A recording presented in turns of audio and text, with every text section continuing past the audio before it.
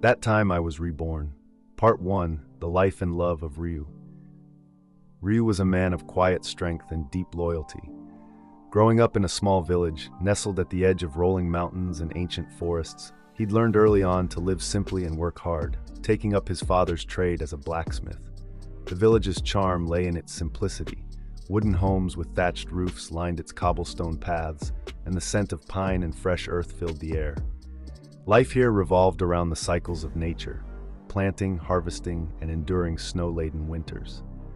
Ryu didn't necessarily enjoy this kind of life, but it was simple. He felt that with simplicity, people can sometimes feel fulfilled and be happy, but this was not the case for Ryu. His days were spent shaping metal, each strike of his hammer a testament to his commitment to his craft and his village. Showing that even though Ryu doesn't desire this work, he takes pride in his work and is talented at it. The forge was like his world, a place where he acts with heat and rhythm, where he transforms raw materials into tools and weapons that sustain his community and those around him. For a young man, he was quite busy, but he didn't mind too much. Or maybe he just didn't notice even if he did mind. Ryu's life had primarily revolved around this, so he lacked experience in other areas of life. The clang of Ryu's hammer echoed through the streets at dawn, and by dusk, the scent of molten metal mingled with the crisp mountain air. His place was at the forge, a squat stone building at the village's heart, its chimney perpetually puffing out tendrils of smoke. Tools and unfinished projects lined the walls, sickles for farmers, horseshoes for travelers, and blades for the village guards. He had inherited the forge from his father, who often said, "This is work that shapes not just iron, but the soul." Ryu worked with precision, his calloused hands guiding each glowing piece of metal into form. He was exceptional at what he did, a craftsman whose reputation extended beyond Hane. Yet for all his talent, Ryu felt hollow. His days were a cycle of heat and labor, unbroken by anything that truly stirred his heart. He told himself the simplicity of his life was enough, that contentment could replace the happiness he yearned for. Deep down, however, he knew he was lying to himself.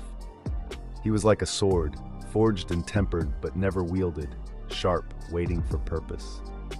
Then she came. Kade arrived with a merchant caravan one late autumn morning, her presence like a single thread of gold weaving through the gray tapestry of Ryu's life. The square buzzed with excitement, merchants displaying vibrant silk, exotic spices, and delicate trinkets. But none of these captivated Ryu. His gaze locked onto her the moment she stepped into the square, her crimson cloak trimmed with golden embroidery shimmering in the sunlight. He felt something new, like a new sensation in his body, a new spark to his dull life. Something he could even describe as a missing piece for himself. But Ryu is ignorant to romance. Kade's beauty was undeniable, but it was her presence that held Ryu spellbound. Her almond-shaped eyes, a dark and deep green, seemed to hold 1,000 untold stories. She moved with confidence, balanced by grace, her poise suggesting she belonged to a world far beyond the village. Their paths crossed when she entered his forge, her gaze sweeping over the tools and weapons displayed on wooden racks. The furnace's heat made the air shimmer, but Kade didn't seem to notice. She leaned against the doorway, watching Ryu work, her voice low and rich with an accent that hinted at distant cities. "You shape metal as if it's part of you," she said. "I've seen smiths before, but none with your touch." Unused to such praise, Ryu mumbled a quiet thanks, his cheeks warming. Her visits became frequent. She would sit on a stool near the forge, her presence both calming and exhilarating. She spoke of cities where markets never closed, deserts where sand sparkled like gold, and fortresses carved into mountains. Each story painted vivid pictures in Ryu's mind, feeding his longing for something beyond Hane's borders. Kaede was more than a storyteller. Her laughter was like wind chimes, light yet resonant. But there was a weight behind it, as if she carried secrets too heavy for words. Her gaze lingered on Ryu, warm and inviting one moment, distant and unreadable the next. Despite the shadows in her eyes, Ryu was drawn to her like a moth to flame. One night, beneath a sky scattered with stars, she confessed her love. "Ryu," she said, her voice trembling, "I've traveled far and met many people, but none like you. You're strong, kind, and real." I don't want to leave without you. Her words filled the hollow spaces in Ryu's heart. He promised her then and there they would build a life together, brighter than the forge's fire. Kade stayed longer with each passing day, weaving herself into Ryu's life. Yet there were fleeting moments when her stories didn't add up, when her eyes flickered with something cold and calculating. Ryu dismissed these as paranoia. Love, he thought, was meant to be blind to flaws. He remembered another of his father's sayings, words spoken during long nights by the fire after a day of labor. Each strike of the hammer teaches patience, and patience builds a foundation stronger than stone. At the time, Ryu had thought little of it, seeing it as another lesson meant to guide him in his craft. Yet now, with Kade so deeply rooted in his heart, the words took on a new meaning. Was his foundation steady enough to withstand the storms love might bring? Her words filled the hollow spaces in Ryu's heart. He promised her then and there they would build a life together, brighter than the forge's fire. Kade stayed longer with each passing day, weaving herself into Ryu's life. Yet there were fleeting moments when her stories didn't add up, when her eyes flickered with something cold and calculating. Ryu dismissed these as paranoia. Love, he thought, was meant to be blind to flaws. He remembered another of his father's sayings, words spoken during long nights by the fire after a day of labor. Each strike of the hammer teaches patience, and patience builds a foundation stronger than stone. At the time, Ryu had thought little of it, seeing it as another lesson meant to guide him in his craft. Yet now, with Kade so deeply rooted in his heart, the words took on a new meaning. Was his foundation steady enough to withstand the storms love might bring? Well, he was wrong. Kade's secrets ran deep, and they were about to consume everything Ryu held dear. The cracks in her facade were subtle, a question she deflected, a knowing smile that lingered too long. Ryu, in his devotion, chose not to see them.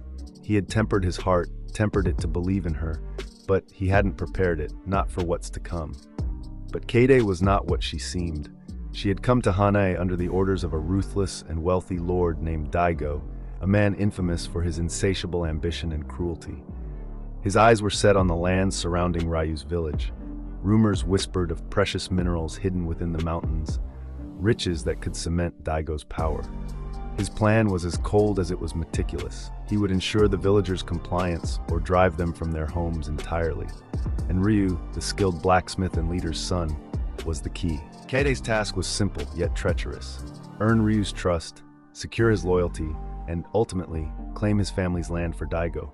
To Daigo, Kade was a mere tool, a pawn to be discarded once her usefulness ended.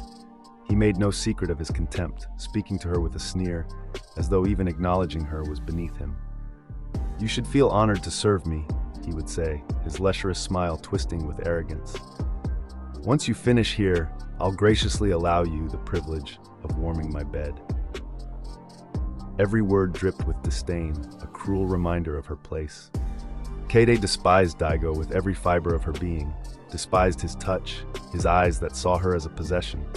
But she endured, for the promise of power and status had its grip on her soul. Even if it meant betraying a man who loved her purely, even if it meant tearing apart the life of simplicity and loyalty that Ryu offered, she was determined to grasp the future Daigo had promised. Blissfully unaware of her true intentions, Ryu gave himself to Kade with an unwavering devotion. In his eyes, she was a dream come to life, a partner to share his future, a woman to make his wife. He envisioned a life of warmth and trust, building a family forged in love. Every smile she gave him, every moment they shared, deepened his trust, wrapping him in the illusion of a love that never truly existed. The betrayal. One evening, Kade appeared at Ryu's forge, her crimson cloak torn and her eyes wild with fear. "Ryu," she gasped, clutching his arm with trembling hands. "Daigo's men, they're after me. I made a mistake, a terrible mistake. Please, you have to help me." His heart ached at the sight of her fear, and without a moment's hesitation, Ryu vowed to protect her. "Come," he said, his voice firm yet tender. "I know a place where they won't find you." Through moonlit paths they walked together, their breaths visible in the cold air, each step taking them further from safety. Ryu led her through a hidden trail winding deep into the mountains, his mind racing with worry. When they reached a secluded glade, he turned to Kade, desperate to reassure her. "You're safe now," he whispered, reaching for her hands. "I won't let anyone hurt you." but her touch turned to ice. The warmth he had come to cherish vanished, and her eyes, once filled with light, hardened into shards of glass. Before he could react, a golden blade was at his back. From the shadows, Daigo stepped forward, flanked by armed men. He moved with the confidence of a man who believed himself invincible. "So," he drawled, a mocking grin spreading across his face. "This is the great blacksmith who dared think himself worthy of her?" Daigo says, while thinking, "Another man's trash truly is another man's treasure." Wah! Ryu's world cracked beneath the weight of Daigo's words. Katie! He choked out, his voice raw, every syllable a plea for the truth to be different. But Kaede looked away, her silence cutting deeper than any blade. "It was never real," she said, her voice cold and final. "This is my path." Daigo laughed, his grip tightening around her as if claiming a mere prize. "She did well, didn't she?" His gaze moved back to Ryu, his words cruel and taunting. "Once she's done here, she'll learn her place. Perhaps then she'll stop pretending and be grateful to serve me." Daigo exclaims excitedly. Ryu's chest burned with pain and disbelief. He saw no trace of the woman he'd fallen in love with, only a mask. Everything had been a lie. His trust, his hope, shattered like fragile glass. But in the depths of his despair, as he felt the blade pierce his side, another feeling stirred, a cold, unyielding resolve.